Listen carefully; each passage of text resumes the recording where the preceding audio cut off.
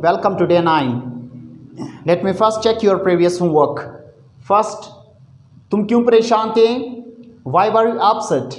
Second, वो किसका हामी था? Whose supporter was he? कौन हम पर गुस्सा था? Who was angry at us? उनके पास क्या नहीं था? What wasn't with them? वो क्यों मुहिब वतन नहीं थे? Why weren't they patriot? Last sentence, वो कैसे गदार नहीं थे? How weren't they traitors? Check your sentences and compare your sentences with them. If you had committed any type of mistake, so try to remove it. Now we will go for zero group future. Okay. Now we go for the very last part of zero group, means zero group future. Zero group future.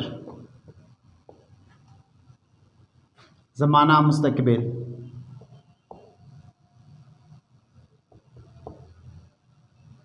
ज़माना मुस्तक़बिल. So first we go for its recognition.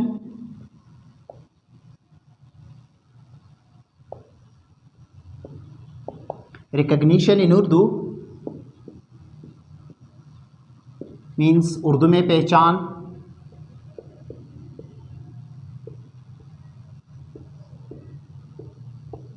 Zero group future तमाम उर्दू जुमले होगा, होगी, होंगे पर ख़त्म होंगे.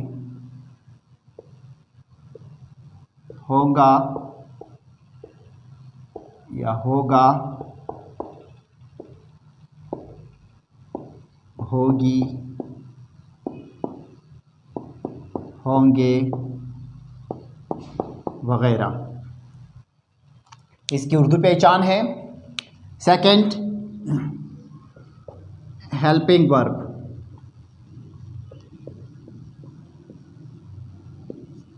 Okay, according to British English we have two helping verbs, will be, shall be. बरतानवी इंग्लिश के मुताबिक इसमें दो हेल्पिंग वर्ब इस्तेमाल होते हैं, will be, shall be. But according to American English we use the only will be as a helping verb. American English में फिर सिर्फ एक ही विल बी बतौर हेल्पिंग वर्ब इस्तेमाल होते हैं. ब्रिटिश इंग्लिश में फर्स्ट पर्सन के साथ अगर सब्जेक्ट फर्स्ट पर्सन है, चाहे वो फर्स्ट पर्सन सिंगुलर है, फर्स्ट पर्सन प्लूरल है, मतलब अगर आई या वी है, आई वी के साथ अकॉर्डिंग टू ब्रिटिश इंग्लिश शैल इस्तेमाल होता है. बाकी तमाम सब्जेक्ट के साथ विल का इस्तेमाल है, फिर सेकेंड पर्सन हो, थर्ड पर्सन हो. लेकिन अमेरिकन इंग्लिश में चाहे सब्जेक्ट फर्स्ट पर्सन है, सेकेंड पर्सन है, थर्ड पर्सन है, तमाम सब्जेक्ट के साथ एक ही हेल्पिंग वर्ब विल बी इस्तेमाल होते हैं. यानी according to American English we use the only helping verb will be. लेकिन अगर किसी ने ब्रिटिश के मुताबिक बनाना हो तो फर्स्ट पर्सन आई और वी के साथ वो शैल बी इस्तेमाल कर सकते हैं.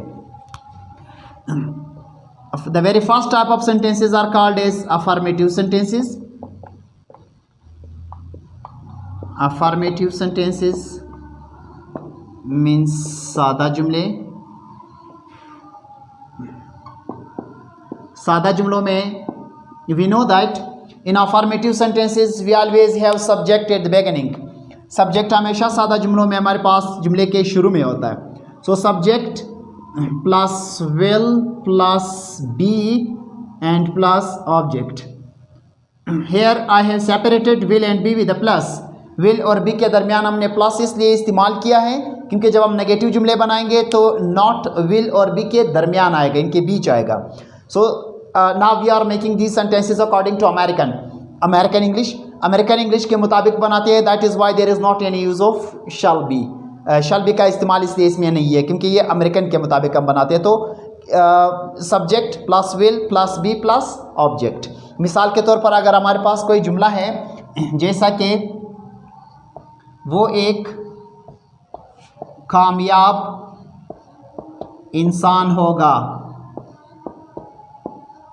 वो एक कामयाब इंसान होगा, राइट, वो एक कामयाब इंसान होगा.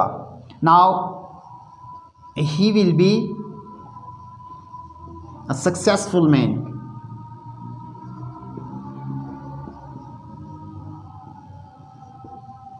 he will be a successful man.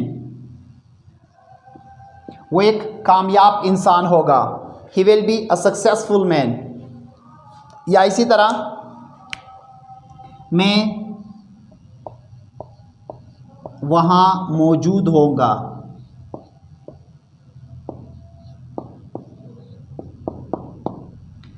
मैं वहाँ मौजूद होऊंगा।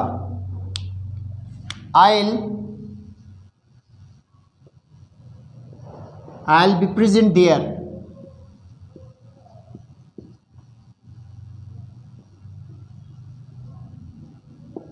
I'll be present there। मैं वहाँ मौजूद होऊंगा। या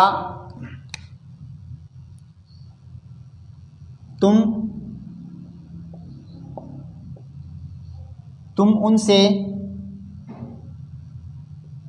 बहुत दूर होंगे।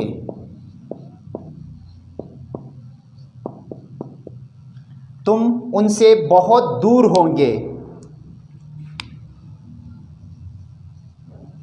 You will be far away from them।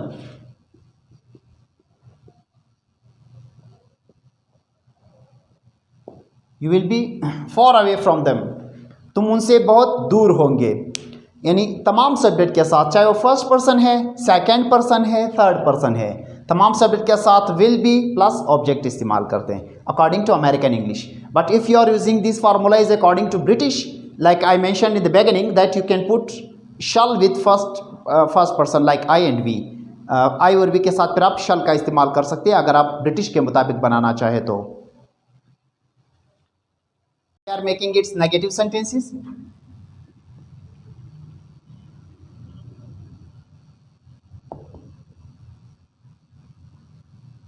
Negative sentences as we call them in Urdu as nafi jumle।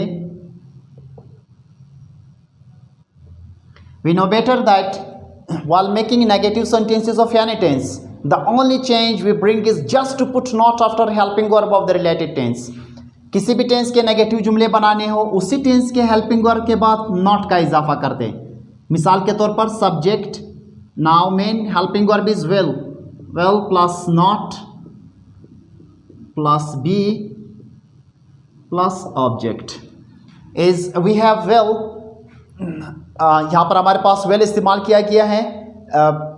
Will चूंकि मॉडल ऑक्सिलरी है और मॉडल ऑक्सिलरी की एक उनकी एक that they have a specific use that modal auxiliaries are always followed by the first form of the verb। ये चूंकि model auxiliary में से हैं, सो मॉडल ऑक्सिलरी के बाद हमेशा वर्ब के फर्स्ट फॉर्म इस्तेमाल होते हैं। That is why we put be. Be हमारे पास चूंकि वर्ब के फर्स्ट फॉर्म है, was, been, second, third form इनके, सो इसलिए विल के साथ हमने बी इस्तेमाल किया था, उसके बाद फिर ऑब्जेक्ट हम इस्तेमाल कर सकते हैं। अब चूंकि मेन मॉडल ऑक्सिलरी या सॉरी हेल्पिंग वर्ब हमारे पास विल है, so that is Y will is followed by not. Will के बाद हम नॉट इजाफा करते हैं, बी के बाद नहीं। मिसाल के तौर पर अगर उर्दू जुमला है कि वो एक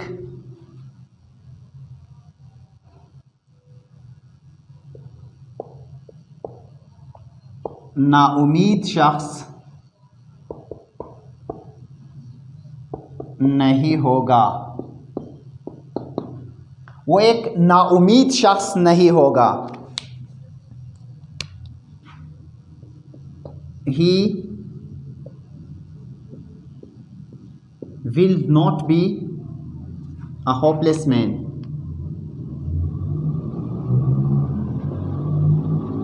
He will not be a hopeless man। वो एक नाउमीद शख्स नहीं होगा। If you wanna use will not as in a contracted form, then you can use won't। अगर आप will not को मुख्तसर शक्ल में इस्तेमाल करना चाहते हैं तो इसका मुख्तसर शक्ल फिर won't है। Like I will use it in second sentence, दूसरे जुमले में मैं इस्तेमाल करूंगा। मिसाल के तौर पर मैं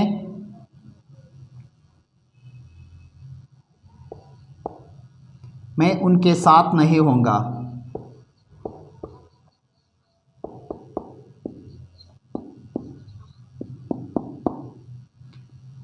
मैं उनके साथ नहीं होऊंगा। I won't be with them। I won't be with them. Right, won't is used as the contracted form of will not. ये will not का मुख्तसर शक्ल है। जब हम इसको मुख्तसर लिखते हैं तो इसको फिर हम won't लिखते हैं will not का। या इसी तरह अगर हम जुमला बनाएं जैसा कि हम उनके खिलाफ नहीं होंगे,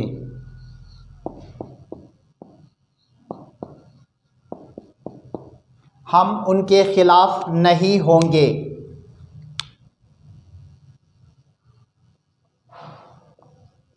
We won't be against them.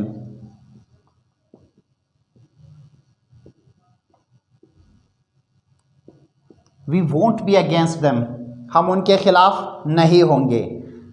आप will not भी इस्तेमाल कर सकते, won't भी इस्तेमाल कर सकते। सिर्फ मुख्तसर शक्ल और फुल फॉर्म, इन इसकी कॉन्ट्रैक्टेड फॉर्म और फुल फॉर्म। अगर आप will not को इस्तेमाल करते हैं तो उसको फुल फॉर्म कहते हैं, अगर आप won't इस्तेमाल करते हैं तो that is called contracted form. अब इसमें थोड़ा सा फ़र्क है। अगर आप किसी बात पर स्ट्रेस देना चाहते हैं, if you want stress something, pressure देना चाहते हैं, ज़ोर देना चाहते हैं कि मैं ये काम नहीं करूँगा, किसी भी सूरत नहीं करूँगा, सो यूज़ फुल फॉर्म। तो उस वक्त आप फुल फॉर्म इस्तेमाल करते हैं। If you want take something light, किसी चीज़ को लाइट लेते हैं, उस पर ज़्यादा ज़ोर नहीं देते हैं, तो उसके लिए अक्सर कॉन्ट्रैक्टेड फॉर्म इस्तेमाल होता है। सही, चाहे आप कॉन्ट्रैक्टेड फॉर्म इस्तेमाल करें तो वोंट इस्तेमाल कर लें अगर कॉन्ट्रैक्टेड फॉर्म इस्तेमाल करना चाहते हैं, और अगर फुल फॉर्म इस्तेमाल करना चाहते हो तो so will not. There goes your homework, ये आप लोगों का होमवर्क है। वो कामयाब सियासतदान होगा। सेकंड, लोग उनसे तंग होंगे। थर्ड, हम अपने कौल व फेल में सच्चे होंगे। फोर्थ, वो एक बुज़दिल औरत नहीं होगी। फिफ्थ, मुजाहिरीन मुश्ताइल नहीं होंगे। लास्ट सेंटेंस है, उनके पास अफसोस के सिवा कुछ नहीं होगा। इनमें जो डिफ़िकल्ट वर्ड यूज़ हुए हैं, पॉलिटिशियन सियासतदान, सिक ऑफ तंग होना, लॉयल सच्चा, words and deeds call of fail, coward बुज़दिल, प्रोटेस्टर्स मुजाहिरीन, एनॉयड मुश्ताइल, regret अफसोस, एंड एक्सेप्ट फॉर मा सिवाय। Use these words to make these sentences according to the formula you have. Right. Then next, inshallah, when I convert the same sentences into English, then you will just compare your sentences with that of mine. Okay. Take care and Allah Hafiz.